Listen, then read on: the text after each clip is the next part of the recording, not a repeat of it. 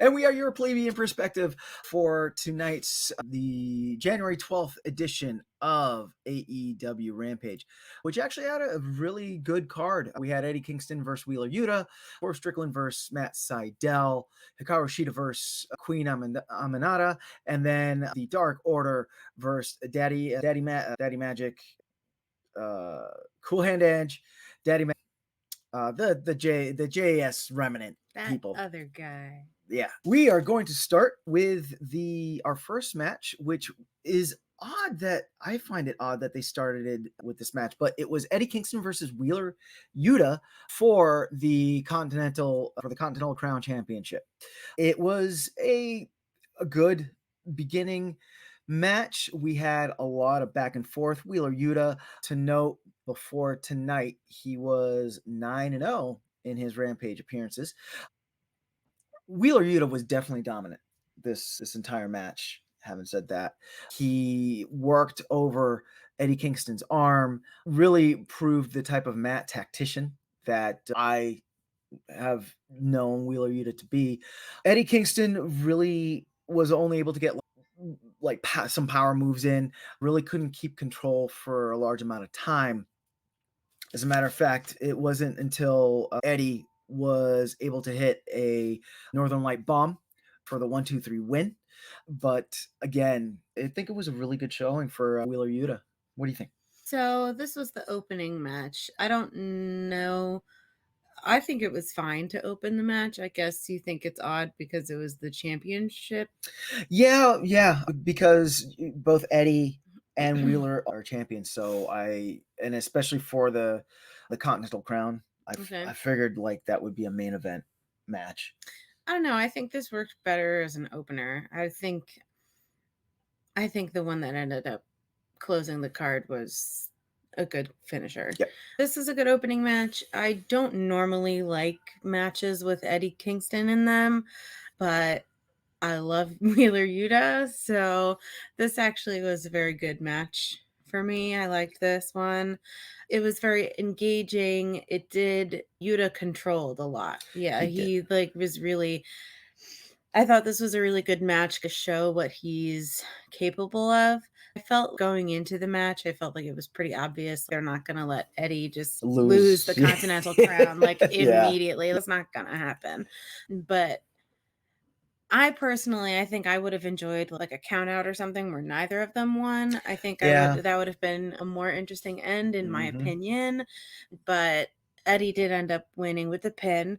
But I loved how one of the commenters even said this, like how Yuta wrestles so intelligently, right? And he took, which he really does, and he took command, and he had a plan, and he executed it. And I feel like I said the exact same thing about Yuta. Yeah, so I like that, and it was good.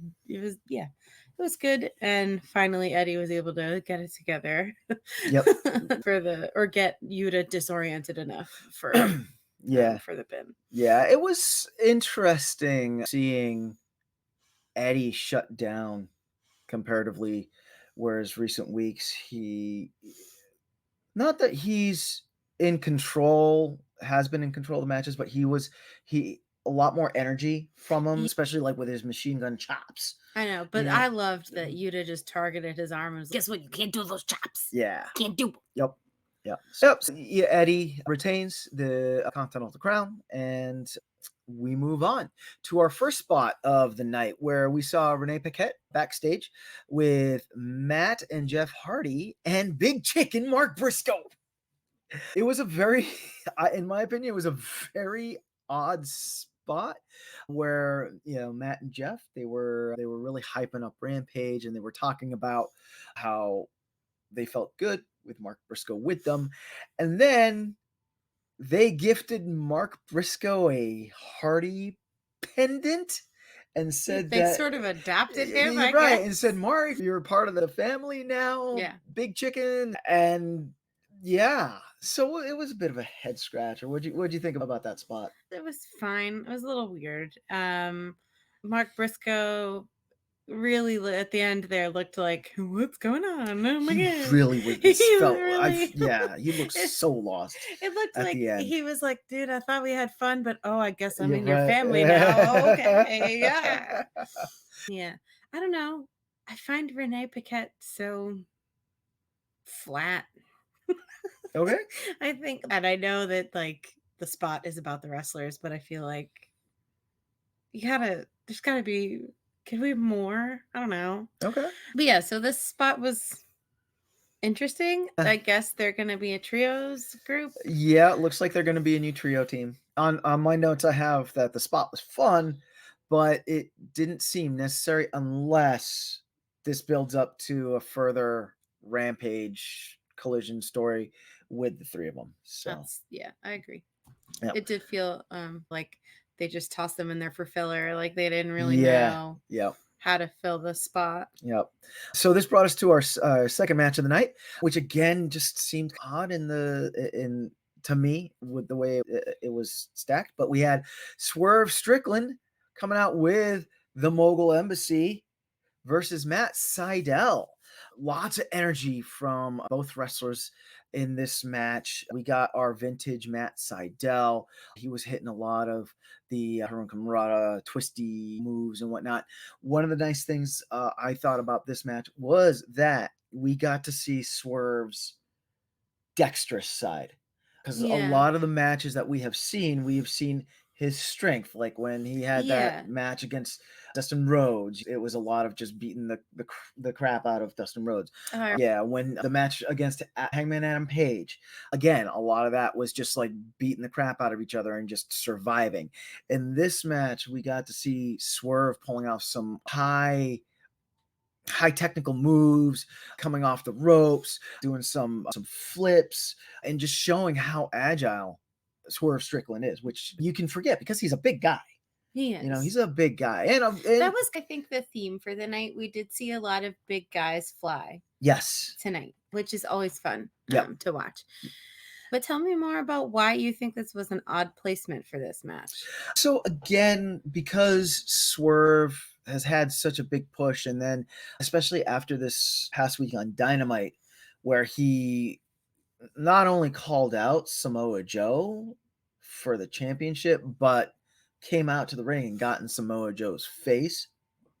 Swerve Strickland's star has just been on the rise. So I thought this would have been not the main event, but it would have switched places with the next match, which was the Hikaru Shida Disagree. match. I think this is a good spot for it. Yeah. Yeah. I wouldn't have switched Swerve and the Hikaru Shida match. Okay. I think this is fine. Yeah. But I guess I can see where you're coming from. But like you said, I liked this match. This was good. Swerve and Stripey Eyeballs were good. I liked how they exchanged energy across the great mat. energy exchange. Yeah, they worked really well together. Honestly, I'd love to see another fight.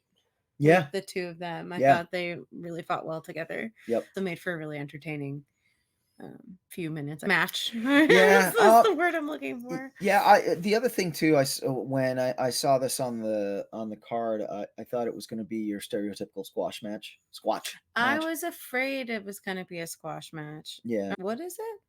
Have I been saying it wrong this whole time? No, it's squash match. We just like to watch. We like to call it the squatch match here at Bi-Conics because we're weird. Because you're Sasquatches? What is that? Yes, I'm hairy. Anyway, yeah, no, so yeah, I thought it was going to be a squash match, but I was glad it wasn't. Yes, I was super glad that it wasn't. I was glad that Matt Sydal did get to showcase a little bit of his technique, because he really is a talented wrestler. I agree, but I also think like we've been really pushing like how cruel Swerve can be. Yes, and he's had enough squash matches recently. So I thought this was nice to let him show off some of the other things that he can do aside from being cruel and calculating. Yep. So then Swerve Strickland gets the W for this match. And then this brings us to our next spot, where we had Renee Paquette was with Top Flight and Action Andretti. and not even halfway through the spot, the Oh, they got interrupted. private party came and interrupted them. And Well, it's not a private party anymore. Name change, maybe. But yeah, I guess private party challenged. There were some words they got a little. Yeah. I didn't really. I'm like, are we gonna? Is this the beginning of a story? Yeah. So last week, Private Party came out and put the tag team division on blast. My problem with this spot was that I feel that Action Andretti's the gymnast guy. yeah, I just realized that. yeah. It's because you didn't see him moving, but I You don't recognize him out of ring gear. Yeah, right. He's wearing pants. How did I don't know recognize who that? he is. Top Flight and Action Andretti, I feel like they've been building them as a trios. So for them to show Private up, Party to show up, yeah. I don't know. But I guess Private Party issued a challenge, so we will probably get Private Party versus Top Flight, like on Dynamite next week, or maybe even on Rampage next week. Did we see Private Party versus anybody? Not yet. Not yet. Not yet. So they're just going around. We're still, yeah. They're stirring the pot. I mean, well, maybe stir it a little bit more than just. Yeah, right. Oh no. So then next, our next match was the Queen Empanada versus. Oh, you know what? I keep forgetting the slides. Gotta move the slide. I'm moving the slides.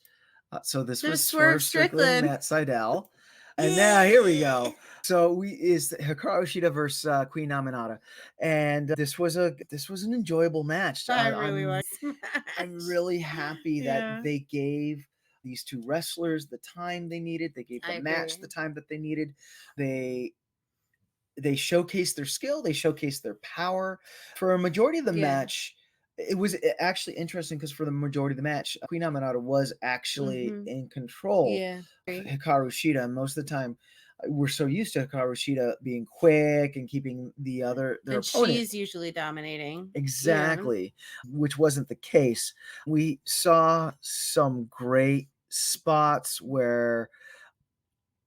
So one was Hikaru Shida. There was a kickoff where Hikaru Shida turned it into a dragon screwdriver, and then turned it into a pile driver to get the 1-2-0 on Queen Empanada. And that was the way the match was going, where it was just showcasing their talent like that.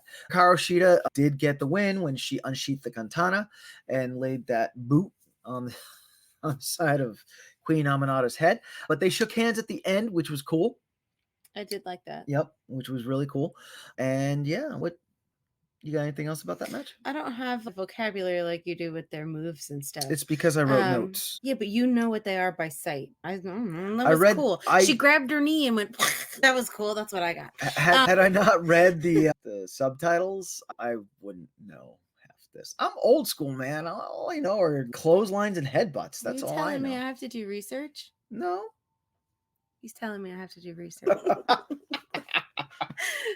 Okay. I liked this match a lot. I've never seen Queen Empanada fight before. And I loved it. She was great. She was amazing. I really thought I was like, I'm going to root for Hikaru Shida the whole time. And no one can sway me. And I was like, oh my God. Yeah. But it was great fun. It really felt like they were having a good time. Yeah. And it really felt they were working on showing off what they were good at for everybody, which I really enjoyed. So I just really enjoyed the match. I thought it was really good, and I always like it when, like, at the end they shake hands and stuff. Yes. I was a little anxious for the potential, like, we don't shake hands here. Oh, yeah. You know, because that, of course, like, that's classic. That happens all the time. Yep. But it always feels a little special when wrestlers, like, genuinely shake hands after a match. Yeah. Like, I won, but like, that was cool. Let's do this again. So I dig that. I always like that. Yeah. Yeah, it was a good match. Which then led us to our next video segment that showed recent events between FTR and House of Black. I think this Again, is I mistook this for a commercial. Yeah. This happened last week too. They had a video spot in which I was like, oh, what a nice commercial. Yeah, no, it was well put together because tomorrow night on Collision, we're going to have FTR with Daniel Garcia versus the House of Black in a trios match. And I just want to watch that yeah, so bad. based off this video, I'm here for it. I'm here for it. I'm a House of Black girly. Yep. Okay, I love them. Yep. They're spooky and I love it. Yep. But I also love FTR. Yes. Because there's something about them that like screams, I don't know, like 80s. Yep. I'm like, I love them so much. So I would really like to see what happens in that fight. Yep. And I think the video package was very effective. Yes. Yeah. In getting you excited and building it up for you. Yeah. Definitely. So then because we watched this on the TBS feed, on TBS, we cut to commercial. When we came back from commercial, we had Renee Paquette with Ruby Soho and Saraya. And Saraya told Ruby, I have some bad news. And then showed a... God, we gotta... Okay, but like in general, okay, we gotta work on... What is so funny? We gotta work on our transitions. You gotta work on your transitions. Girl, what are you doing? Anyway. Wait, who needs to work on their transitions? Both people. Ruby and Saraya? No. So she's like, here's a question. I'm going to ask you guys this question. And Saraya is like, derail. This is what we're talking about right now. Like, no, like, I acknowledge your question. I have an agenda and I'm going to go through it. And the agenda was that Saraya showed secret tape of Cool Hand Ange, and Harley Cameron shows up and they kiss. And she pauses the video. It pauses the video right there. Yes. And just then, so now of course Ruby Soho, because we've been working up the whole like Cool Hand Ange Ruby Soho romance, right? And then Ruby, she's just hurt on her face, and then Ruby Soho's birthday was this past week, which happy birthday Ruby Soho. Happy belated birthday from Bi-Conics. But Cool Hand Ange shows up with a birthday cake, singing happy birthday to her, and she smashes the cake in his face. I love that. And then the best part. Yep. Go ahead. So the best part is after the girls storm off in anger because of this romantic betrayal. The video continues to play and he pushes her off of him and it's like, what are you doing? Why are you trying to kiss me? What the heck? And I really enjoyed that play on the usual betrayal. Like I'm actually a nice guy. This took me by surprise. What the heck? So now the real bad person is Saraya. Maybe? For a while, we have been hyping up the full breakup of the outcasts of Saraya and Ruby Soho because they were in a faction with Toni Storm. Right, I knew that. Right, and then Toni Storm broke off. She's timeless. And is timeless now. But ever since then, Saraya and Ruby have been like, there's been a lot of friction between the two of them, and then Harley Cameron being brought into the mix has caused more friction because Ruby's like, why do that was the question that Paquette asked. She was like, wasn't like adding her great, so Saraya should have been like, oh, speaking of her, I don't think she's great and here's why. And that would have made the whole bit like 100 times smoother than I've got something else to say. Who wrote this? Anyway. But then while that's been going on for the past month or so, we've had Cool Hand and Ruby having crossing paths like backstage, and it's slowly been building up to like this like romance. They went on a date type, I think, situation. You're looking at me like I know. I don't know if Cool Hand Ange asked Ruby. I know he asked her on a date. I don't know if they actually went and then Saraya broke it up or whatever. But suffice to say, this romantic storyline has been building up, and the Outcast storyline has been building up. So it's nice to see that they're actually taking it somewhere. Yeah. This was really fun. This was my favorite spot of the night. Yep. Aside from like my comments about the transitions, this was easily the most entertaining and very exciting. Yep. The spot ended, and I think I literally was like, I loved that. And that I like more of this. Yeah. And this brought us straight into our final match of the night, which he was remembered to move the the slide. Memory. It is. Which pitted the Dark Order against Daddy Magic, Cool Hand, and Jake Hager of the old JAS. You want to try that again? Say it all. No, I'm gonna have an uncomfortable pause. JR had tonight when he said woman. One of the more popular wrestlers in AEW. A woman. Who? Anyway, A woman. Wow, what a surprise. So we saw the Dark Order versus Daddy Magic, Cool Hand Edge, and Jake Hager, and this was a fun match. I was surprised that it was the main event going into it, but it was a lot of fun. It showed both teams a lot of physicality, a lot of great agility, especially because both these trios in past weeks on your different AEW shows, they have been like the jobbers. They've been the ones that have been coming out to lose the matches. To see these two teams go head to head, and it felt like someone backstage said, "Hey, just go have fun." And it looked like they were having fun. It did look like that. One of the cool things is that spot where Cool Hand Edge got this cake smashed into his face when he walked out. He still had frosting He had on frosting, his face. and he wasn't in his ring gear. So that wasn't his ring gear, no. Oh.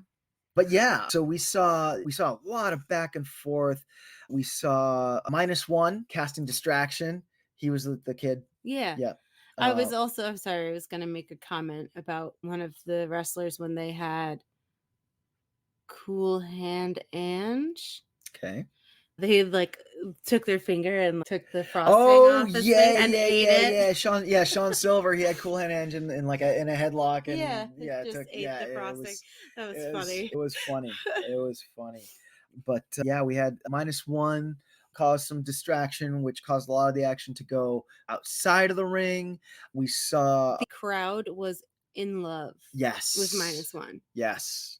Absolutely in love. Yes. Somehow he got a hold of Jake Hager's hat, which Danhausen had for a while, which is like Jake Hager's font of power, I guess, is that hat. Because every time someone has it, he it's like Samuel's hair. Yeah, he's like, I need my hat. It's like the old school, the Paul Bearer and the Undertaker's urn, which the urn held Undertaker's power. Okay, I'm gonna have to take your word for that one. The match ended when we had the Dark Order just did this cool. I can't even. It was just like a jump over, and then they pinned Jake Hager 1, 2, 3, and it just looks so cool. I'll tell you what, Dark Order. Tell me what. I'm gonna tell you what. Dark Order. Those are not small guys. No, those are and all we saw big almost guys. every single one of them fly today. Yeah. I am always impressed by Dark Order and how well each of them move. Wait, I'm gonna go back to a previous match. Queen Empanada. Yeah. Did you jump to the top rope? Yeah. She didn't climb up the rope. No, she jumped up the rope. Yeah. Okay. Yep. That was we can come back to this match. Okay. Very good. But yeah, so that's what did you think of this match? This was good. I liked this match. So trio matches and up, I have difficulty following what's going on. I'm getting better at it. Like the tag team, they call them tag team when it's 2 people. Yes. Okay, the tag team. Matches, I'm getting better at understanding what's happening. The trio matches are still a little bit beyond my, because I'm like, okay, where'd he come from and why is that allowed? I understand like wrestling has no rules. It's got guidelines. It's got piracy, right? I find like wrestling and piracy are the same. There's like a code, but it's just guidelines. It's not really a rule except for pinning. Right. Anyway. And even then, sometimes then, how did we get here? How'd we get here? I don't know. But yeah, it was a good, exciting match. I did prefer the performance of the Dark Order over the other group. Mm-hmm. That's just personal preference. And then I loved how the crowd was enamored, so completely enamored by -1. Yep. Like, I don't there were points where I felt like the crowd wasn't even watching the match. Yeah. They were just watching -1 Yep. and Yeah. doing his little shenanigans. When he got the My hat favorite back. moment. When he got the hat back. Yeah, the whole crowd Yeah. erupted Yeah. in like cheers. But my favorite moment was when he -1 had the hat and he shook it and got their attention and ran, and then his dad shows up and just both of the double people clothesline. Oh, sure. Cool. I don't know. He got them both in the head. Yeah. When his kid ran in and he just got them both. I was like, that was a really fun moment. That was a really fun moment. So that was a highlight for me. Yeah. So it was a fun match, and in the end, I thought it was a good main event match. One note I had though, which this will mean nothing to you probably, not a lot from Daddy Magic in this match. You are correct. This means nothing to me. Yeah, we saw a lot of Jake Hager. We saw a lot of Glenn Ange. I don't know. I have to check if Daddy Magic is injured or what, but he tagged in and tagged out like quick. I thought couldn't even tell you who Daddy Magic was. I thought that was odd. Yeah. So you put him in a lineup and I wouldn't know. He's that guy. Oh, they all look the same. What? Here we are at the end. Our empanada scale. Oh, empanadas. Yep. Out of 10 empanadas. Oh no. The one who looked like a dwarf was in the Dark Order. Yes. Then no, clueless. Don't know who he is. Sorry. Okay. Our empanada scale out of 5 or 10. Out of 10. Out of 10. Because it's 2024 and I got a memo from management that it has to be out of 10. A memo from management. We have this documented? No other. Yes, it's in. I want to see the document. It's in all the emails that I don't delete. Every time I look at your phone, I'm stressed out, man. Okay. Where are we at? The empanada scale out of 10 empanadas. What would you rate this episode of Rampage? This episode of Rampage was significantly better than last week. I did not like last week. I think I was generous in giving it a 5. This week, I enjoyed much more. So I'm going to give this a 7 because it's on the better end, but it's definitely not the best wrestling. I was like, what are we talking about? Wrestling that I've ever seen. Render. I too am going to give it a 7 out of 10. It was an enjoyable Rampage. Oh, can I give a flavor? Yeah. Mine is spinach and cheese empanadas. All right, there you go. Mine are with hot sauce. Yeah. Okay, mine are beef empanadas, and I'm going to give it a 7 out of 10. It was a very enjoyable Rampage. Actually, I'm going to stick with a 7 out of 10.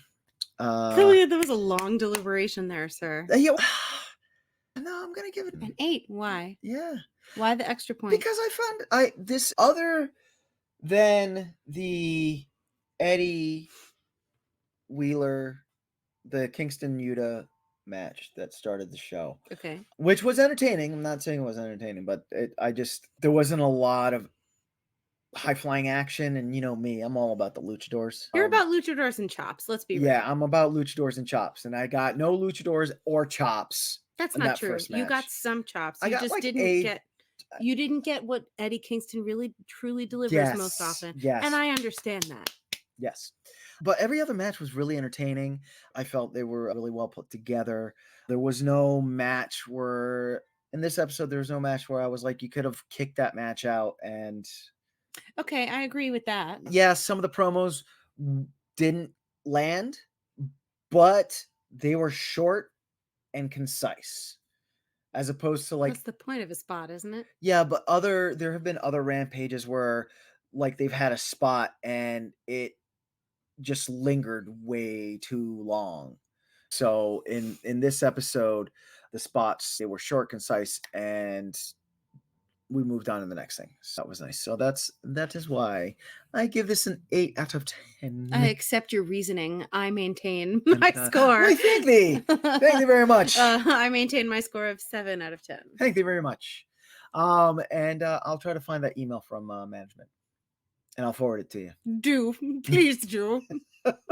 Please hang out just for a few more minutes. I'm going to take a quick break, grab some water, and then I'm going to come back with some quick news, and we'll just round this out with just some thoughts. Stay tuned. I'm getting there. I know. I'm just gonna da, da, da, da, da, do. This is And we're back.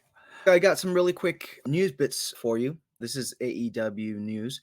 Sting, if we haven't heard, Sting is going to be retiring. He's going to be retiring this March at the upcoming AEW Revolution, which is going to be in Greensboro, North Carolina, which is where Sting wrestled his first big match against Ric Flair, I believe it was. And reports have been coming in. If you haven't seen, it's going to be a tag team match where Sting and Darby Allin are going to be facing off against a newly packaged Young Bucks. And Fightful Select reports that Sting has had a major say in who his opponent or opponents will be. And that he, Sting, has been more keen on continuing to do tag team matches as opposed to singles matches. So this past week on AEW Dynamite, we did see the Young Bucks come out, and they look brandy new. They gone is the fringe and the headbands, and they almost looked very corporate.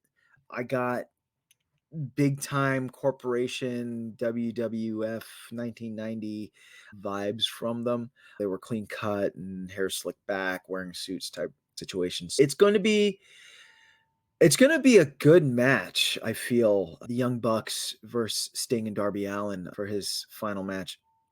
I don't having it as Sting's final match. I don't see Sting dropping it. I had said this last year, I think, while we were watching a pay-per-view, or it might have been one of the episodes of either the Rampage or the Cleanup or the Collision review. But with Sting's retirement, I personally saw that he'd be running like a part-time schedule where he wouldn't be wrestling as much. He'd be very picky, choosy. If anything, he would be doing in-ring promotional stuff, which we've seen him do. He just comes out and addresses the crowd and thanks them, for being there for him for all those years, because he's been wrestling for 40 years. And seeing him choosing the Young Bucks, we know that the Young Bucks are very talented. We know the Young Bucks, they can put on a show.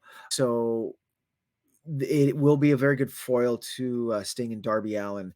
Sting is up there in age though, and he knows that. And I feel for an older wrestler going for his final lap, I feel like Sting is just doing it, and it's fair, very fair. And also Tony Khan of AEW has been very careful with Sting's retirement run, and it's fair. Sting is a huge draw. He was there, I think, since year one of AEW, and he helped bring AEW to where it's at right now. It's going to be a very interesting match. I know we still have until March to get some spots between the Young Bucks and Sting and Darby Allin and see what's going on. But I'm excited. I'm excited to see the build up to AEW Revolution and that match. There is still no words on Mercedes Moné, aka Sasha Banks, joining AEW. This was a thing last year as well, where Mercedes Moné, I believe she was wrestling with NJPW or another Japanese promotion. But the big talk was that she was in contract negotiations with AEW and that she was going to join up. She was going to show up, I should say, at an AEW show. And this had been going. And then halfway through last 2023, that disappeared. And now with 2024, she has made some appearances. I think at Dynamite, she made an appearance. And this conversation has started again. It would be cool to see her wrestle again in AEW. It'd be cool to see her wrestle in AEW. Not that she has stopped wrestling. I know a lot of her time has been taken up with acting gigs. She was on The Mandalorian, this last season of The Mandalorian. Her character did have a sizable amount of screen time. And if it's one thing that we have been learning is that a lot of these wrestlers that are turning to acting, Hollywood takes up a lot of time. So there are those like in-ring disappearances and stints of them not being in the ring is attributed to them being shooting a film or whatever the case may be. Case in point, Seth frickin' Rollins with the next Captain America movie that's coming out. He had not shown up in on Raw last year for a few Raws, and there was a big question, oh, where's Seth Rollins been? The real life reason is he was shooting the movies. Do I think that Monet would be a big addition to AEW? AEW has a great women's division, and one thing that all us Bi-Conics will say is that we feel that Tony Khan doesn't know how to promote that women's division. My fear is that if Mercedes Moné did come into AEW, that she might get lost in the sauce. Hopefully, bringing a big name like that in, though, bringing a big name in like that will revitalize and kind of force AEW to write the women's division the correct way. So yeah, so we'll see about that. The last bit of news that I have is a bit of wrestling business news, which I know a lot of us like to forget, but wrestling, and that is that Warner Brothers Discovery has been pushing the success of AEW properties heavily in recent press releases. I did go to the Warner Brother Discovery website, press.wbd.com, and I actually did pull some of the press release, which goes on to say TNT and TBS have wrapped up another stellar year of AEW wrestling across its networks, including consistently delivering top-ranked programs each week while expanding AEW programming in mid-2023 through TNT's AEW Collision on Saturdays and continuing to broadcast memorable wrestling moments and storylines through TBS's AEW Dynamite on Wednesday nights and TNT's AEW Rampage on Friday nights. The press release also goes on to say viewership of AEW programming on the network saw increasing momentum as the year culminated, reaching 15.6 million total viewers in Q4 2023, up 3% versus Q4 2022. So what does this mean as a wrestling fan? It means that wrestling, it's bringing in money to the people that are paying the bills, i.e., Warner Brothers Discovery. Hopefully, this will mean that AEW, Tony Khan, will be able to sign a better deal, much like WWE has signed with Peacock, with the Peacock Network, and maybe with Warner Brother Discovery's buying of HBO Max and seeing Bleacher Report popping up on HBO Max, we might see some AEW programming on HBO Max, which would be interesting. Not necessarily another wrestling show. Maybe they move some of the ROH stuff over there. Maybe AEW Dark comes back, or they continue like that backstage show that they had. But it looks like AEW is bringing in money for their parent company, for the company that they have a distribution deal with. So that is a good thing for us. If anything, we know that WWE, they had a stellar year last year. There was actually a little bit of a bidding war between networks to keep the WWE shows on. This is all good. This is all good for wrestling. Just as a consummate wrestling fan, it's great to see that wrestling viewership's on the rise because you can never get enough. And that is it for the Rampage cleanup crew here at the Bi-Conics. Thank you for joining. Thank you for joining me. Thank you for joining Alice. And next week, I think we are going back to a non-live Rampage where we'll just, it'll be a pre-recorded. But until next time, when I see you all, just remember that you're Bi-Conic. I'm Bi-Conic. We are all Bi-Conic. Thank you so much for watching. Take care.